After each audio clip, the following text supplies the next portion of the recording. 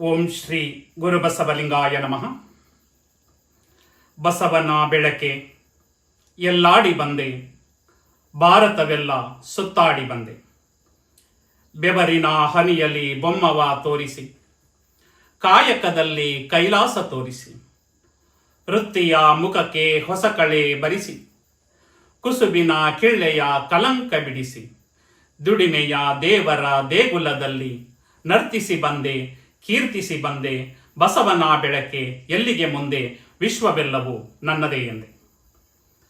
ಕರ್ನಾಟಕದ ಸಾಂಸ್ಕೃತಿಕ ನಾಯಕ ವಿಶ್ವಗುರು ಬಸವಣ್ಣನವರನ್ನ ಸ್ತುತಿಸಿರುವಂತಹ ನಾಡಿನ ಹೆಸರಾಂತ ಕವಿಗಳಾದಂತಹ ಸಿದ್ದಯ್ಯ ಪುರಾಣಿಕರವರ ಈ ಕವಿತೆಯನ್ನ ಸ್ತುತಿಸಿ ಈ ದಿನ ಗೂಗಲ್ ಮೀಟ್ ಮೂಲಕ ವಚನ ಸಂಸ್ಕೃತಿ ಚಿಂತನ 258ರ ಕಾರ್ಯಕ್ರಮದಲ್ಲಿ ಭಾಗವಹಿಸಿರುವಂತಹ ಎಲ್ಲ ಗಣ್ಯರಿಗೆ ಹಾಗೂ ಜ್ಞಾನದಾಹಿಗಳಾದ ವಚನ ಸಾಹಿತ್ಯ ಆರಾಧಕರಿಗೆ ಶರಣಾರ್ಥಿಗಳು. ವಚನ ಪ್ರಾರ್ಥನೆ ಮಾಡಿದಂತಹ ಶ್ರೀ ಶಿವಪುತ್ರಪ್ಪ ಕೃಷ್ಣಮೂರ್ತಿ ಅವರಿಗೆ, ಉಪಸ್ಥಿತರಿರುವಂತಹ ಶ್ರೀಶೈಲ ಜತ್ತಿ ಅವರಿಗೆ, ಸ್ವಾಗತಿಸಿದ ಶ್ರೀ ಮಲ್ಲಪ್ಪ ತಲ್ಲೂರ ಅವರಿಗೆ, ಶರಣು ಸಮರ್ಪಣೆ ಮಾಡಲಿರುವಂತಹ ಶ್ರೀ ವೀರೇಶ ಚಕ್ರಸಾಲಿ ಅವರಿಗೆ, ನನ್ನನ್ನ ಈ ಒಂದು ಚಿಂತನ ಕಾರ್ಯಕ್ರಮದಲ್ಲಿ ಭಾಗಿಯಾಗಿ ನನ್ನ ಒಂದೆರಡು ನುಡಿಗಳನ್ನು ನುಡಿಯಲು ಕಾರಣೀಭೂತರಾದಂತಹ ಶರಣರಾದಂತಹ ಸದಾಶಿವ್ ಶರಣಪ್ಪ ಗುಡಗಂಟಿ ಅವರಿಗೆ ಶರಣಾರ್ಥಿಗಳು. ಇಂದು ನಾವು ಶರಣರ ವಚನಗಳು ಮಾನವ ಜೀವನದ ಕೈಪಿಡಿ ಎಂಬ ಅದ್ಭುತ ವಿಷಯದ ಕುರಿತು ಚಿಂತನೆ ನಡೆಸುತ್ತಿದ್ದೇವೆ. ಕೈಪಿಡಿ ಎಂದರೆ ದಾರಿ ತಪ್ಪಿದಾಗ ದಾರಿ ತೋರಿಸುವ ಪುಸ್ತಕ. ಅದನ್ನ ಗೈಡ್ ಅಂತ ಕೂಡ ನಾವು ಬಳಸೋದನ್ನ ಕಾಣಬಹುದು. 12ನೇ ಶತಮಾನದಲ್ಲಿ ಬಸವಣ್ಣನವರ ನೇತೃತ್ವದಲ್ಲಿ ನಡೆದಂತಹ ಕ್ರಾಂತಿ ಕೇವಲ ಧಾರ್ಮಿಕ ಕ್ರಾಂತಿಯಲ್ಲ, ಅದು ಬದುಕನ್ನು ಕಲಿಸಿದಂತಹ ಕ್ರಾಂತಿ ಅಂತ ನಾವು ತಿಳ್ಕೊಳ್ಬೇಕಾಗತ್ತೆ.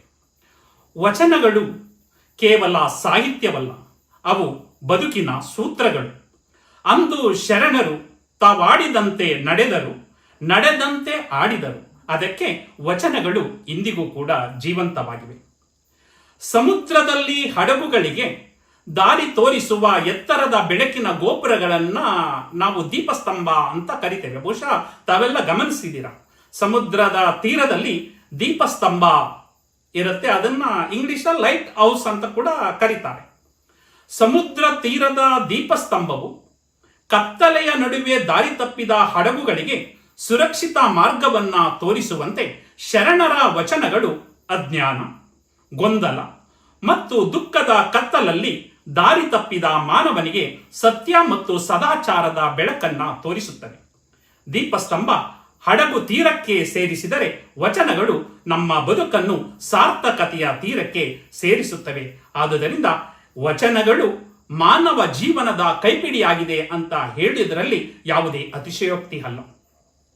ನಾವು ಮಾರುಕಟ್ಟೆಯಲ್ಲಿ ಯಾವುದೇ ಒಂದು ವಸ್ತುವನ್ನ ತೆಗೆದುಕೊಳ್ಳಿ, 10 ರೂಪಾಯಿಯಿಂದ ಹಿಡಿದು 1 ಕೋಟಿಯ ಬೆಲೆಯ ಒಂದು ಯಾವುದೇ ವಸ್ತುವನ್ನ ತೆಗೆದುಕೊಂಡ್ರು ಕೂಡ ಅದಕ್ಕೆ ಒಂದು ಮ್ಯಾನುವಲ್ ಅಂತ ಇರುತ್ತೆ, ಅಂದ್ರೆ ಒಂದು ಕೈಪಿಡಿ ಅಂತ ಇರುತ್ತೆ.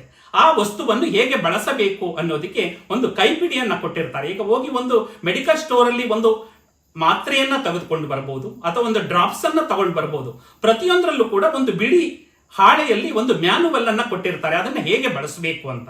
ಅದು 10 ರೂಪಾಯಿನ ಬೆಲೆ ಬಾಳೋದಾಗ್ಬೋದು ಅಥವಾ 100 ರೂಪಾಯಿ ಬೆಲೆ ಬಾಳೋದಾಗ್ಬೋದು. ಆದ್ರೆ ಬೆಲೆ ಕಟ್ಟಲಾರದಂತಹ ಈ ಒಂದು ಮಾನವ ಜೀವನಕ್ಕೆ ಒಂದು ಕೈಪಿಡಿ ಇರಬೇಕಲ್ಲ, ಆ ಮಾನವ ಜೀವನಕ್ಕೆ ಕೈಪಿಡಿಯೇ ವಚನಗಳು ಅನ್ನೋದನ್ನ ಈ ಸಂದರ್ಭದಲ್ಲಿ ನಾವು ಪ್ರತಿಯೊಬ್ಬರು ಕೂಡ ಅಪ್ಪಿಕೊಳ್ಳಬೇಕಾಗುತ್ತೆ. ನಮ್ಮ ಪ್ರತಿದಿನದ ದಿನಚರಿ ವಚನದೊಂದಿಗೆ ಆರಂಭವಾಗಬೇಕು. ಹೇಗೆ ಸೂರ್ಯೋದಯ ಪ್ರಕೃತಿಗೆ ಹೊಸ ಚೈತನ್ಯವನ್ನ ನೀಡುತ್ತದೆಯೋ ಹಾಗೆ ಬೆಳಗಿನ ಮೊದಲ ಕ್ಷಣಗಳಲ್ಲಿ ವಚನ ಸ್ಮರಣೆಯು ಮನಸ್ಸಿಗೆ ಶಾಂತಿ, ಆತ್ಮವಿಶ್ವಾಸ ಮತ್ತು ಸಕಾರಾತ್ಮಕ ಚಿಂತನೆಯನ್ನ ನೀಡುತ್ತದೆ. ಆದ್ದರಿಂದ ಬೆಳಿಗ್ಗೆ ಹಾಸಿಗೆಯಿಂದ ಎದ್ದ ಕೂಡಲೇ ಬಸವಣ್ಣನವರ ಒಂದು ವಚನದೊಂದಿಗೆ ನಮ್ಮ ಜೀವನದ ದಿನಚರಿಯನ್ನ ಪ್ರಾರಂಭಿಸಬೇಕು. ಆ ವಚನ ಯಾವುದು ಅನ್ನೋದನ್ನ ತಾವು ಬಹುಶಃ ಊಹಿಸಿದ್ದೀರಾ ಅಂತ ಅನ್ಕೊಂಡಿದ್ದೇನೆ.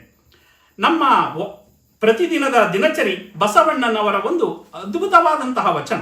ಆ ವಚನ ಯಾವುದೆಂದರೆ, ಎನ್ನ ವಾಮಕ್ಷೇಮ ನಿಮ್ಮದಯ್ಯ, ಎನ್ನ ಹಾನಿ ವೃದ್ಧಿ ನಿಮ್ಮದಯ್ಯ, ಎನ್ನ ಮಾನಾಪಮಾನವು ನಿಮ್ಮದಯ್ಯ. ಬಳ್ಳಿಗೆ ಕಾಯಿ ದಿಮ್ಮಿತ್ತೆ ಕೂಡಲ ಸಂಗಮ ದೇವ ಅನ್ನೋ ಒಂದು ವಚನದೊಂದಿಗೆ ನಮ್ಮ ಜೀವನದ ದಿನಚರಿ ಪ್ರಾರಂಭ ಆಗಬೇಕು. ಈ ವಚನ ನಮ್ಮ ಜೀವನದಲ್ಲಿ ನಡೆಯುವಂತಹ ಸುಖ ದುಃಖ ಆಗ್ಬೋದು, ಲಾಭ ನಷ್ಟ ಆಗ್ಬೋದು, ಗೌರವ ಅವಮಾನ ಆಗ್ಬೋದು, ಎಲ್ಲವನ್ನು ಸಮಚಿತ್ತದಿಂದ ಸ್ವೀಕರಿಸುವಂತಹ ಮನೋಭಾವವನ್ನ ಬೆಳೆಸುತ್ತೆ. ದಿನದ ಆರಂಭದಲ್ಲಿಯೇ ಇಂತಹ ಉದಾತ್ತ ಚಿಂತನೆಗಳನ್ನು ಮನಸ್ಸಿನಲ್ಲಿ ಬಿತ್ತಿದಾಗ ಬದುಕಿನ ಸವಾಲುಗಳನ್ನು ಎದುರಿಸುವಂತಹ ಶಕ್ತಿ ಹೆಚ್ಚುತ್ತದೆ. ಆದುದರಿಂದ ಪ್ರತಿಯೊಂದು ಮನೆಯಲ್ಲೂ ಕೂಡ ದಿನದ ಮೊದಲ ಧ್ವನಿಯಾಗಿ ವಚನ ಮೊಳಗಬೇಕು ಅಂತ ನಾನು ಇಷ್ಟಪಡ್ತೇನೆ. ಆಗ ಜೀವನದಲ್ಲಿ ನೆಮ್ಮದಿ ಉಂಟಾಗುತ್ತೆ, ಜೀವನದ ಸಮತೋಲನ ಉಂಟಾಗುತ್ತೆ ಮತ್ತು ಸಾರ್ಥಕತೆ ನೆಲೆಸುತ್ತೆ. ಆದುದರಿಂದ ನಮ್ಮ ಜೀವನದ ದಿನಚರಿ ಎನ್ನ ವಾಮಕ್ಷೇಮ ನಿಮ್ಮದಯ್ಯ, ಎನ್ನ ಹಾನಿವೃದ್ಧಿ ನಿಮ್ಮದಯ್ಯ, ಎನ್ನ ಮಾನಾಪಮಾನವು ನಿಮ್ಮದಯ್ಯ, ಬಳ್ಳಿಗೆ ಕಾಯಿ ದಿಮ್ಮಿತ್ತೆ ಕೂಡಲ ಸಂಗಮದೇವ ಅನ್ನೋ ಒಂದು ವಚನದೊಂದಿಗೆ ಪ್ರಾರಂಭ ಆಗಬೇಕು. ಮತ್ತು ವಚನಗಳಿಂದ ಮನುಷ್ಯನಿಗೆ ಒಂದು ಹೊಸ ಜನ್ಮ ಸಿಗತ್ತೆ. ಅದನ್ನ ಒಂದು ದೃಷ್ಟಾಂತದ ಮುಖಾಂತರ ನಾನು ಹೇಳೋದಕ್ಕೆ ಇಚ್ಛೆ ಪಡ್ತೇನೆ.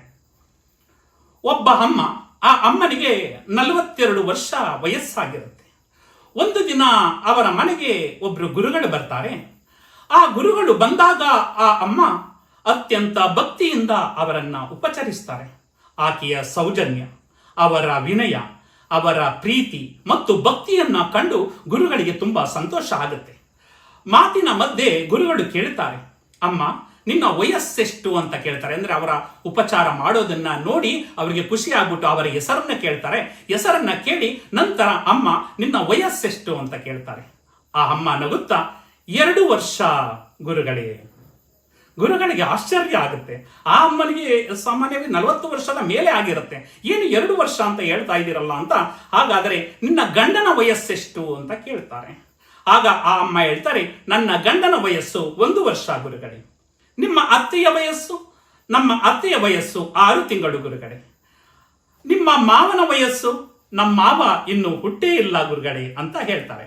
ಹಾಗಂದ ತಕ್ಷಣ ಗುರುಗಳಿಗೆ ತುಂಬಾ ಒಂದು ವಿಚಿತ್ರವಾಗಿ ಕಾಣಿಸುತ್ತೆ. ಏನಮ್ಮ ಇದು ಒಂದು ರೀತಿ ಒಗಟಿನ ರೀತಿಯಲ್ಲಿ ಹೇಳ್ತಾ ಇದೆಯಲ್ಲ, ಇದನ್ನ ಒಂದು ಸ್ವಲ್ಪ ಬಿಡಿಸಿ ಹೇಳಮ್ಮ ಅಂದಾಗ ಆಗ ಆಕೆ ವಿನಯದಿಂದ ಹೇಳ್ತಾರೆ, ಗುರುಗಳೇ 2 ವರ್ಷಗಳ ಹಿಂದೆ ನಾನು ಒಂದು ವಚನ ಚಿಂತನಾ ಕಾರ್ಯಾಗಾರಕ್ಕೆ ಹೋಗಿದ್ದೆ. ಅಲ್ಲಿ ಒಬ್ಬರು ಪ್ರವಚನಕಾರರು ವಚನಗಳು ಜೀವನ ನಡೆಸಲು ಕೈಪಿಡಿ ಎಂಬ ವಿಷಯ ಕುರಿತು ಮಾತಾಡ್ತಾ ಇದ್ರು. ಅವರು ಬದುಕಿನಲ್ಲಿ ನಾವು ಹೇಗೆ ಮಾತನಾಡಬೇಕು ಎಂಬುದಕ್ಕೆ ಬಸವಣ್ಣನವರ ವಚನವನ್ನ ವಿವರಿಸ್ತಾ ಇದ್ರು. ಆಗ ಅವರು ಒಂದು ನಮ್ಮ ಮಾತುಗಳು ಹೇಗಿರಬೇಕು ಅನ್ನೋದಕ್ಕೆ ಬಸವಣ್ಣನವರ ಒಂದು ವಚನದ ಮುಖಾಂತರ ಹೇಳ್ತಾರೆ, ನುಡಿದಡೆ ಮುತ್ತಿನ ಹಾರದಂತಿರಬೇಕು, ನುಡಿದಡೆ ಮಾಣಿಕ್ಯದ ದೀಪ್ತಿಯಂತಿರಬೇಕು, ನುಡಿದಡೆ ಸ್ಫಟಿಕದ ಸಲಾಕೆಯಂತಿರಬೇಕು, ನುಡಿದಡೆ ಲಿಂಗ ಮೆಚ್ಚಿ ಅಹುದಹುದೆನಬೇಕು, ನುಡಿಯೊಳಗಾಗಿ ನಡೆಯದಿದ್ದರೆ ಕೂಡಲ ಸಂಗಮ ದೇವ ನೆಂತೊಲಿವನಯ್ಯ ಅನ್ನುವ ಒಂದು ವಚನವನ್ನ ಹೇಳಿ ಮನುಷ್ಯನ ಮಾತು ಮುತ್ತಿನ ಹಾರದಂತೆ ಸುಂದರವಾಗಿರಬೇಕು, ಮಾಣಿಕ್ಯದಂತೆ ಹೊಳೆಯಬೇಕು, ಸ್ಫಟಿಕದಂತೆ ಪಾರದರ್ಶಕವಾಗಿರಬೇಕು ಎಂಬುದನ್ನ ಒಂದೊಂದು ಸಾಲಿಗೂ ಕೂಡ ವಿವರಣೆಯನ್ನ ಕೊಟ್ಟು ಹೇಳಿದ್ರು. ಜೊತೆಗೆ ಅವರು ನಾನು ಅದಕ್ಕಿಂತ ಮೊದಲು ಅಂದ್ರೆ 40 ವರ್ಷ, ಈಗ 42 ವರ್ಷ ವಯಸ್ಸಲ್ಲಿ 40 ವರ್ಷ ನಾನು ಮನೆಗೆ ಬಂದವರನ್ನ ಪ್ರತಿಯೊಬ್ಬರನ್ನು ಕೂಡ ಬಾಯಿಗೆ ಬಂದಂತೆ ಬೈತಾ ಇದ್ದೆ. ಯಾರನ್ನು ಕೂಡ ಮನೆಗೆ ಸೇರಿಸ್ತಾ ಇರಲಿಲ್ಲ. ಯಾರು ಕೂಡ ನನ್ನ ಮನೆಯ ಬಳಿ ಬರ್ತಾ ಇರಲಿಲ್ಲ. ಹಾಗೆ ವಚನ ಚಿಂತನ ಕಾರ್ಯಾಗಾರಕ್ಕೆ ಹೋದ ಮೇಲೆ ಮನೆಯವರನ್ನ ಯಾವ ರೀತಿ ಉಪಚಾರವನ್ನ ಮಾಡಬೇಕು ಅನ್ನೋದ್ರ ಬಗ್ಗೆ ಅದಕ್ಕೂ ಕೂಡ ಬಸವಣ್ಣನವರ ಮತ್ತೊಂದು ವಚನವನ್ನ ಅವರು ಉದಾಹರಣೆಯನ್ನ ಕೊಟ್ಟರು. ಅವರು ಹೇಳ್ತಾರೆ, ಏನಿ ಬಂದಿರಿ ಅದುಡಿದ್ದಿರಿ ಎಂದಡೆ ನಿಮ್ಮೈಸಿರಿ ಹಾರಿ ಹೋಗುದೆ, ಕುಳ್ಳಿರೆಂದಡೆ ನೆಲ ಕುಳಿ ಹೋಗುದೆ, ಒಡನೆ ನುಡಿದಡೆ ಸಿರ ಹೊಟ್ಟೆಯೊಡೆಯುವುದೇ, ಕೊಡಲಿಲ್ಲದಿದ್ದೊಡೊಂದು ಗುಣವಿಲ್ಲದಿದ್ದಡೆ ಮೂಗ ಕೊಯ್ಯುವುದ ಮಾಬನೆ ಕೂಡಲ ಸಂಗಮ ದೇವಯ್ಯ ಅನ್ನೋ ಒಂದು ವಚನವನ್ನ ಹೇಳಿ ಮನೆಗೆ ಬಂದವರನ್ನ ಯಾವ ರೀತಿ ಉಪಚಾರವನ್ನ ಮಾಡಬೇಕು ಅನ್ನೋದನ್ನ ಒಂದೊಂದು ಸಾಲನ್ನು ಕೂಡ ವಿವರಿಸಿ ಹೇಳಿದ್ರು. ಅದುವರೆಗೆ ನನ್ನ ಮನೆಗೆ ಪ್ರತಿಯೊಬ್ಬರು ಯಾರು ಕೂಡ ಬರ್ತಾ ಇರಲಿಲ್ಲ. ನನ್ನ ಬೈಗುಳದ ಮಾತುಗಳನ್ನ ಕೇಳಿ ಅವರು ದೂರದಲ್ಲೇ ಇದ್ದು ಹೋಗ್ತಾ ಇದ್ರು. ಹಾಗೆ ಮನೆಗೆ ಬಂದವರನ್ನ ಬನ್ನಿ ಅಂತ ಕರೆಯೋದ್ರಿಂದ ನಮ್ಮ ಐಶ್ವರ್ಯ ಕಡಿಮೆಯಾಗುವುದಿಲ್ಲ ಅಂತ ಪ್ರವಚನಕಾರರು ಹೇಳಿದ್ರು. ಹಾಗೆ ಕುಳಿತುಕೊಳ್ಳಿ ಎಂದರೆ ನೆಲ ಕುಸಿಯುವುದಿಲ್ಲ ಅಂತ ಹೇಳ್ತಾ ಇದ್ರು. ಜೊತೆಗೆ ಪ್ರೀತಿಯಿಂದ 2 ಮಾತು ಹಾಡಿದರೆ ನಮ್ಮ ಸಂಪತ್ತು ಕರಗುವುದಿಲ್ಲ. ಕೊಡಲು ಏನು ಇಲ್ಲದಿದ್ದರೂ ಗೌರವ, ಆತ್ಮೀಯತೆ ಮತ್ತು ಸವಿ ಮಾತುಗಳನ್ನ ನೀಡಬಹುದು ಅನ್ನೋ ಒಂದು ಸಂದೇಶವನ್ನ ಹೇಳಿದ್ರು. ಅವರು ಮನೆಗೆ ಬಂದವರಿಗೆ ನಾವು ಬೆಲ್ಲ ಕೊಡದಿದ್ದರೂ ಪರವಾಗಿಲ್ಲ, ಬೆಲ್ಲದಂತಹ 2 ಮಾತುಗಳನ್ನ ಹಾಡಿದರೆ ಅವರು ಸಂತೋಷ ಆಗುತ್ತೆ ಅಂತ ಹೇಳಿದ್ರು. ಆ ದಿನ ನನಗೆ ಅರಿವಾಯಿತು, ನಾನು 40 ವರ್ಷಗಳ ಕಾಲ ಜನರಿಗೆ ನೋವಾಗುವಂತೆ ಮಾತನಾಡಿದ್ದೆ, ಅವರ ಜೊತೆ ಜಗಳವಾಡಿದ್ದೆ, ಕೋಪ ಮತ್ತು ಅಹಂಕಾರದಿಂದ ಬದುಕಿದ್ದೆ. ಆದರೆ ಆ ದಿನದ ನಂತರ ನನ್ನ ಮಾತು, ನನ್ನ ವರ್ತನೆ ಮತ್ತು ನನ್ನ ಬದುಕನ್ನ ಬದಲಿಸಿಕೊಂಡೆ. ಮನೆಗೆ ಬಂದವರನ್ನ ಪ್ರೀತಿಯಿಂದ ಬರಮಾಡಿಕೊಳ್ಳಲು ಆರಂಭಿಸಿದೆ. ಎಲ್ಲರೊಂದಿಗೂ ಸೌಜನ್ಯದಿಂದ ಮಾತನಾಡಲು ಕಲಿತೆ. ವಚನಗಳು ಕೇವಲ ಓದದೆ ಬದುಕಿನಲ್ಲಿ ಅಳವಡಿಸಿಕೊಳ್ಳಬೇಕು ಅನ್ನುವುದನ್ನ ಪ್ರಾರಂಭಿಸಿದೆ. ಆದ್ದರಿಂದ ವಚನದಂತೆ ಬದುಕಲು ಆರಂಭಿಸಿದ ದಿನದಿಂದ ನನಗೆ, ಅಂದರೆ ಆ 2 ವರ್ಷಗಳಿಂದ ನಾನು ಆ ರೀತಿ ವಚನದಂತೆ ಬದುಕ್ತಾ ಇರೋದ್ರಿಂದ ನನಗೆ ಕೇವಲ 2 ವರ್ಷ ವಯಸ್ಸು. ನನ್ನ ಗಂಡನ್ನ ಸರಿಪಡಿಸಬೇಕಾದ್ರೆ 1 ವರ್ಷ ಹಿಡಿತು. 1 ವರ್ಷದಿಂದ ನನ್ನ ಗಂಡ ತನ್ನ ಬದುಕನ್ನ ಬದಲಿಸಿಕೊಂಡಿರುವುದರಿಂದ ಅವರಿಗೆ 1 ವರ್ಷ. ನನ್ನ ಅತ್ತೆಯನ್ನ ಬದಲಿಸಬೇಕಾದರೆ 1.5 ವರ್ಷ ಹಿಡಿಯಿತು.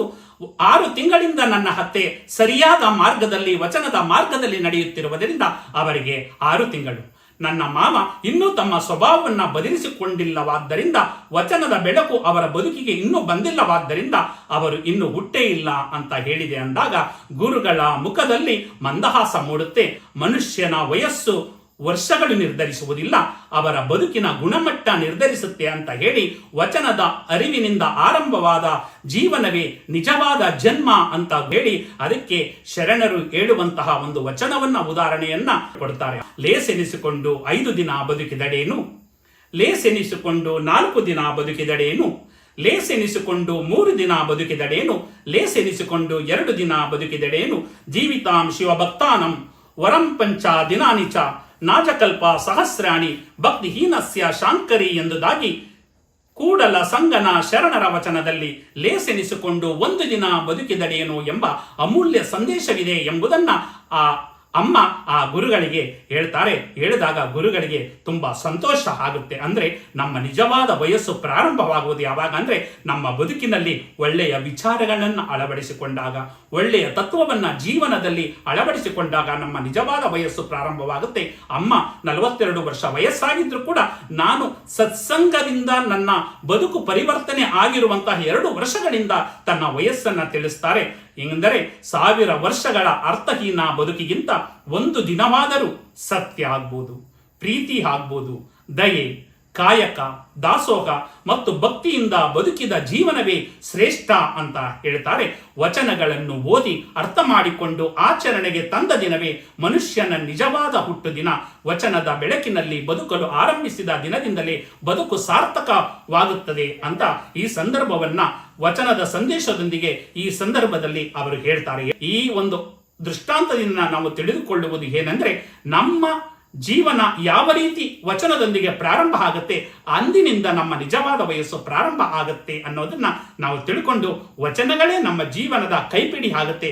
ವಚನಗಳು ಏನು ಹೇಳುತ್ತೆ, ಆ ಹೇಳುವಂತಹ ವಚನಗಳನ್ನ ಜೀವನದಲ್ಲಿ ಅಳವಡಿಸಿಕೊಂಡಾಗ ಮಾತ್ರ ನಮ್ಮ ನಿಜವಾದ ವಯಸ್ಸು ಪ್ರಾರಂಭ ಆಗುತ್ತೆ ಅನ್ನೋದನ್ನ ಈ ಒಂದು ಸಂದರ್ಭದಲ್ಲಿ ಹೇಳಬಹುದು. ಮನುಷ್ಯ ನೆಮ್ಮದಿಗಾಗ್ಬೋದು, ಶಾಂತಿಗಾಗ್ಬೋದು, ಸಂತೋಷಕ್ಕಾಗ್ಬೋದು ಗುರುಗಳ ಬಳಿ, ಶರಣರ ಬಳಿ ಹೋಗ್ತಾರೆ. ಆದ್ರೆ ಕೆಲವರು ಶಾಂತಿಯನ್ನು ಅರಸುವ ಮನಸ್ಸನ್ನೇ ಆಸೆ ಎಂಬ ಅಲೆಗಳು ಅಲಗಾಡುತ್ತಾ ಇರೋದನ್ನ ಕಾಣಬಹುದು. ಅದನ್ನ ತುಂಬಾ ಒಂದು ದೃಷ್ಟಾಂತದ ಮುಖಾಂತರ ಹೇಳೋದಿಕ್ಕೆ ಇಷ್ಟಪಡ್ತಾನೆ. ಒಬ್ಬ ವ್ಯಕ್ತಿಗೆ ಒಮ್ಮೆ ಹೃದಯಾಘಾತ ಆಗುತ್ತೆ. ವೈದ್ಯರು ಹೇಳ್ತಾರೆ, ಈತನಿಗೆ ಸಂತೋಷದ ಸುದ್ದಿ ಆಗ್ಲಿ ಅಥವಾ ದುಃಖದ ಸುದ್ದಿ ಆಗ್ಲಿ ಹೇಳಬೇಡಿ ಅಂತ ಹೇಳ್ತಾರೆ. ಅಂದ್ರೆ ಸಂತೋಷದ ಸುದ್ದಿ ಆದ್ರೂ ಕೂಡ ಹೃದಯಾಘಾತ ಆಗುವ ಸಂಭವ ಇರುತ್ತೆ, ದುಃಖದ ವಿಷಯ ಹೇಳಿದ್ರು ಕೂಡ ಹೃದಯಾಘಾತ ಆಗುವ ಸಂಭವವಿರುತ್ತೆ ಅಂತ ಅವರ ಮನೆಯವರಿಗೆ ಹೇಳಿರ್ತಾರೆ. ಆಗ ಅವರ ಮನೆಯವರು ಅದೇ ರೀತಿ ನಡ್ಕೊಂಡು ಹೋಗ್ತಾ ಇರ್ತಾರೆ.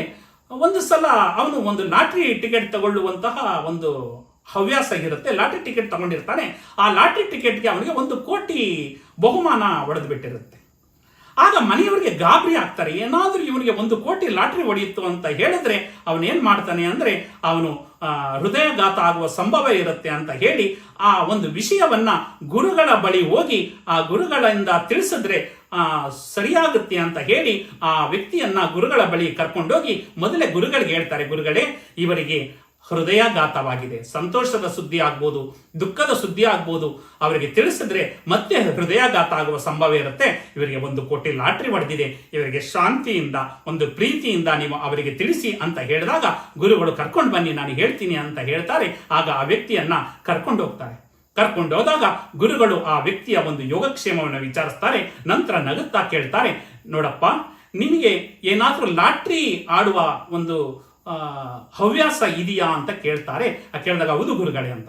ಏನಾದ್ರೂ ನೀ ಲಾಟ್ರಿ ಟಿಕೆಟ್ ತಗೊಂಡಿದೆಯಲ್ಲ, ಆ ಲಾಟ್ರಿಯಲ್ಲಿ ಏನಾದ್ರೂ ನಿನಗೆ 5 ಲಕ್ಷ ಲಾಟ್ರಿ ಹೊಡೆದ್ರೆ ಏನ್ ಮಾಡ್ತೀಯಾ ಅಂತ ಕೇಳಿದಾಗ ಆಗ ಆ ವ್ಯಕ್ತಿ ಹೇಳ್ತಾನೆ, 5 ಲಕ್ಷ ಲಾಟ್ರಿ ಹೊಡೆದ್ರೆ ಒಂದು ಸ್ವಲ್ಪ ಕೈ ಸಾಲ ಮಾಡ್ಕೊಂಡು ಬಿಟ್ಟಿದ್ದೀನಿ ಗುರುಗಳೇ, ನನ್ನ ಸಾಲವನ್ನ ತೀರಿಸ್ಕೊಳ್ತೀನಿ ಅಂತ ಹೇಳ್ತಾನೆ.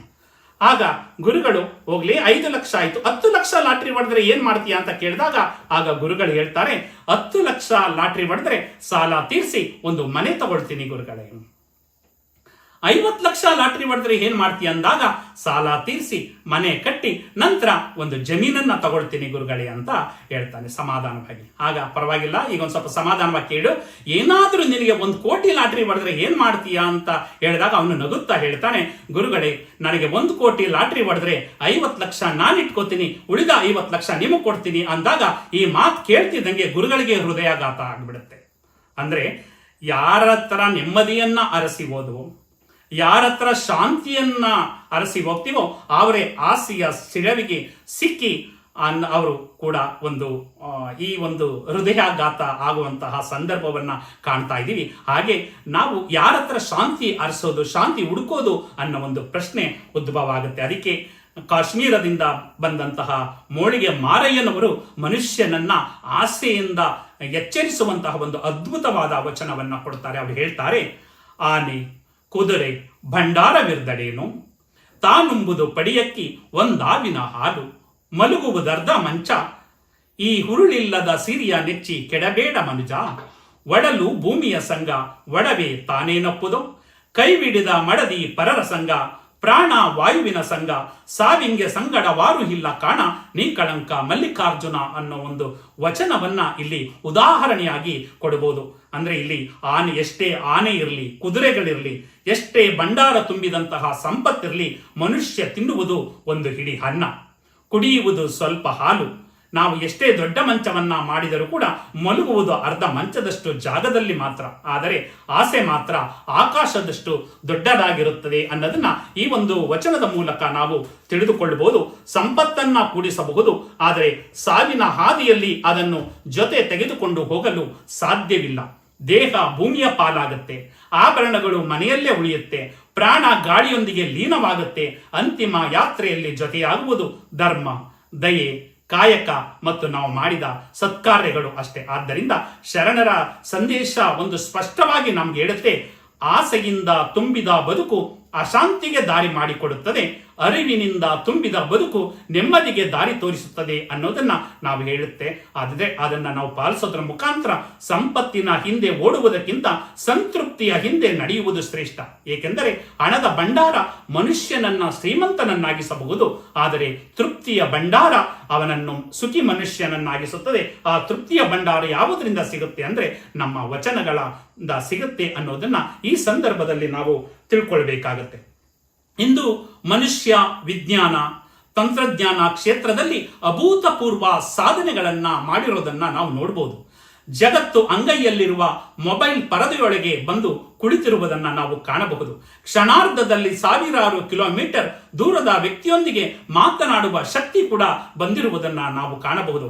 ಕೃತಕ ಬುದ್ಧಿಮತ್ತೆ, ಅಂತರ್ಜಾಲ, ಆಧುನಿಕ ಸೌಲಭ್ಯಗಳು ಬದುಕನ್ನ ಸುಲಭಗೊಳಿಸಿರೋದನ್ನ ನಾವು ಕಾಣಬಹುದು. ಆದರೆ ಒಂದು ಪ್ರಶ್ನೆ ನಮ್ಮನ್ನ ಕಾಡುತ್ತೆ, ಸೌಲಭ್ಯಗಳು ಹೆಚ್ಚಾದಷ್ಟು ನೆಮ್ಮದಿ ಹೆಚ್ಚಾಗಿದೆಯಾ ಅಂತ ನಮ್ಮನ್ನ ನಾವು ಪ್ರಶ್ನೆ ಮಾಡಿಕೊಂಡಾಗ ದುರಾದೃಷ್ಟವಶಾತ್ ಉತ್ತರ ಕೊಡುವವರು ಇಲ್ಲ ಎಂದು ಹೇಳುತ್ತಾರೆ. ಅಂದರೆ ತಂತ್ರಜ್ಞಾನದಲ್ಲಿ ಮುಂದುವರಿದಿರುವ ನಾವು ಮನಸ್ಸಿನ ಶಾಂತಿಯನ್ನ ಕಳೆದುಕೊಳ್ಳುತ್ತಿದ್ದೇವೆ.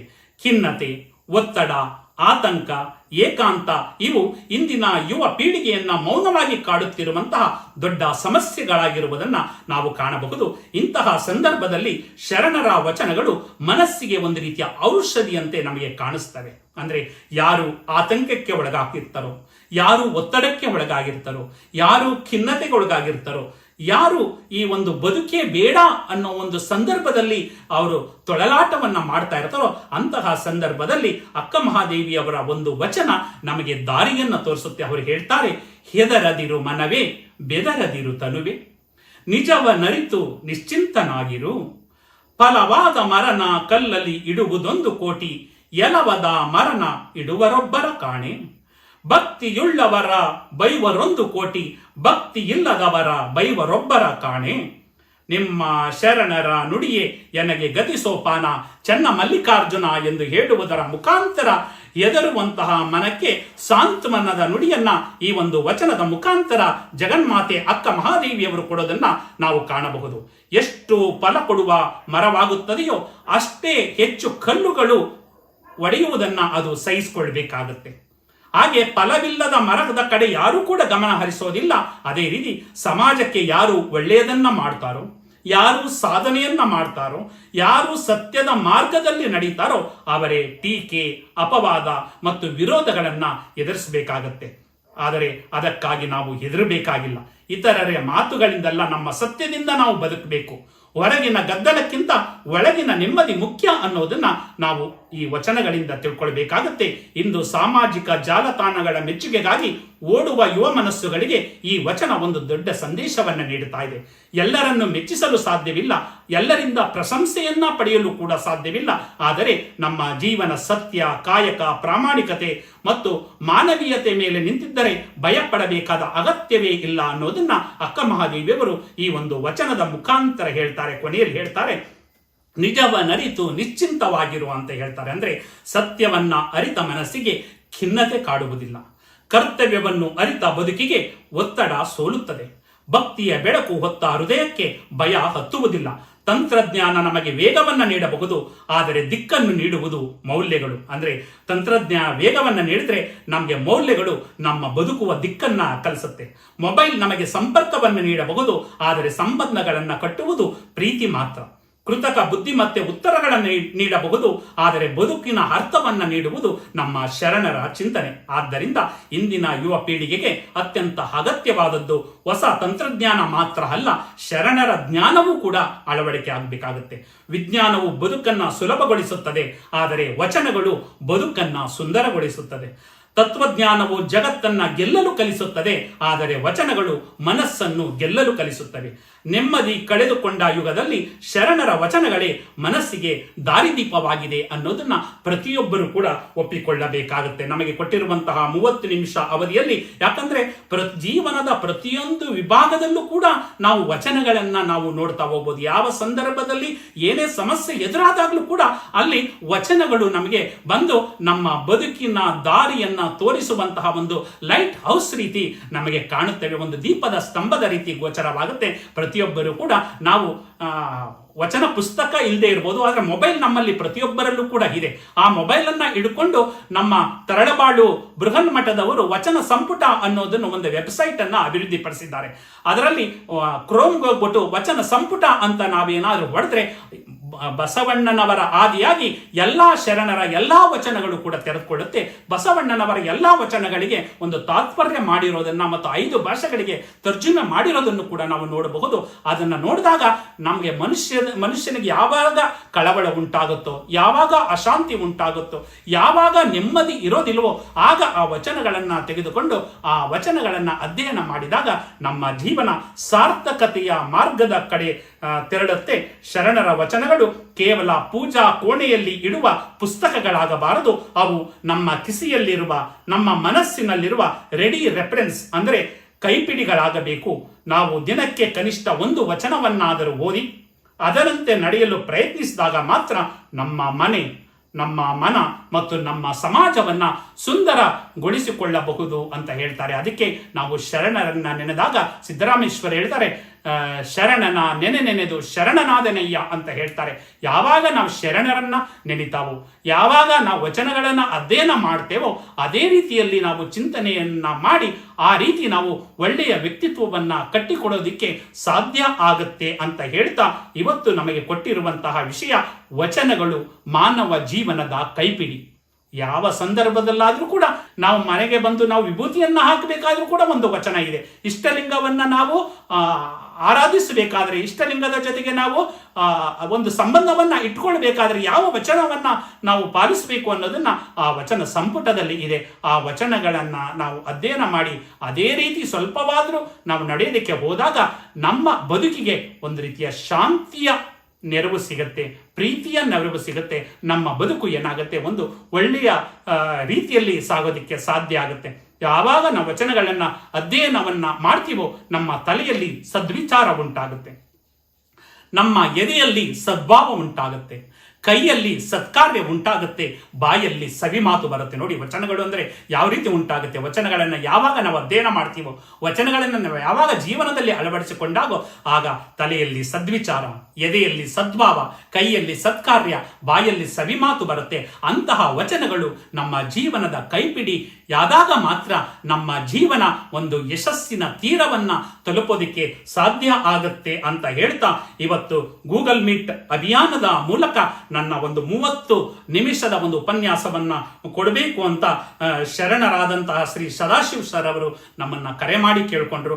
ಅವರಿಗೆ ನಾನು 30 ನಿಮಿಷ ಕೊಡ್ತೇನೆ ಅಂತ ಹೇಳಿ ಆ ಒಂದು ಸಂದೇಶವನ್ನ, ವಚನಗಳು ನಮ್ಮ ಜೀವನದ ಸಂದೇಶವಾಗಬೇಕು ಅಂತ ಹೇಳ್ತಾ, ಹೊರಡುವೆ ನಾನು ಹೊರಡುವೆ ಮುಂದೆ, ಬರುವುದು ವಿಶ್ವವು ನನ್ನಯ ಹಿಂದೆ, ಅವರಿವರೆಂಬೆನೆ ಎಲ್ಲರೂ ಒಂದೇ, ಎಲ್ಲರಿಗಿರುವನು ಒಬ್ಬನೇ ತಂದೆ, ಬರುವೆನು ಬರುವೆನು ಭುವಿಯನ್ನು ಬೆಳಗಿ, ಬಸವನ ಬೆಳಕೆ ಎಲ್ಲಾಡಿ ಬಂದೆ, ಭಾರತವೆಲ್ಲ ಸುತ್ತಾಡಿ ಬಂದೆ ಎಂಬ ಸಿದ್ದಯ್ಯ ಪುರಾಣಿಕರವರ ಒಂದು ಕವಿತೆಯೊಂದಿಗೆ ನನ್ನ ಈ ಒಂದು ಉಪನ್ಯಾಸಕ್ಕೆ ವಿರಾಮವನ್ನು ಹೇಳುತ್ತಾ, ಗೂಗಲ್ ಮೀಟ್ ಮೂಲಕ ವಚನ ಸಂಸ್ಕೃತಿ ಚಿಂತನೆಯಲ್ಲಿ ಭಾಗಿಯಾಗಿರುವಂತಹ ಎಲ್ಲರ ಬದುಕಲ್ಲಿ ಬಸವ ಬೆಳಗು ಬೆಳಗಲಿ ಅಂತ ಹೇಳ್ತಾ ನನ್ನ ಉಪನ್ಯಾಸದೊಂದಿಗೆ ವಿರಾಮವನ್ನು ಹೇಳ್ತಾ ಇದ್ದೇನೆ.